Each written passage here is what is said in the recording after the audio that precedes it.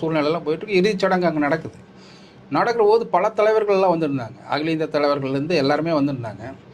எல்லோரும் கலந்துக்கிட்டாங்க. அப்போது இறுதிச் சடங்குக்கு வந்து முதலமைச்சராக இருந்த எடப்பாடி பழனிசாமி வரல. அப்போ மேடையில் வந்து படத்திறப்பு விழா, புகழஞ்சலி நடந்துட்டு இருக்கிற போது ரஜினிகாந்த் அவர்கள் பேச்சு இன்னும் அந்த எடப்பாடிக்கு மற்ற தலைவர்களுக்கெல்லாம் இருக்குது இல்லையா, எடப்பாடிக்கு வந்து அந்த மனதில் ரொம்ப பதிஞ்சிருக்கு. ஏன்னு கேட்டிங்கன்னா, நேரடியாக எடப்பாடி தாக்குனார். அந்த மீட்டிங்கில் என்ன பேசுகிறாருன்னா, கலைஞர் புகழஞ்சலியில் வந்து அவரோட புகழ் பற்றியெல்லாம் பேசிகிட்டு இருக்காரு. அப்போது பேசிகிட்டு இருக்கும்போது அப்போ முதலமைச்சராக இருந்த எடப்பாடி பழனிசாமி, நீங்கள் என்ன இறுதிச் சடங்குக்கு வராமல் விட்டுட்டீங்க, நீங்கள் என்ன அவ்வளோ பெரிய அரசியல்வாதியா, அவ்வளோ பெரிய அனுபவம் பெற்றவரா, நீங்கள் என்ன முதலமைச்சராக இருந்தால் வரக்கூடாதா அப்படின்ட்டு நேருக்கு நேராக கேள்வி கேட்டவர் தான் ரஜினிகாந்த் அவர்கள்.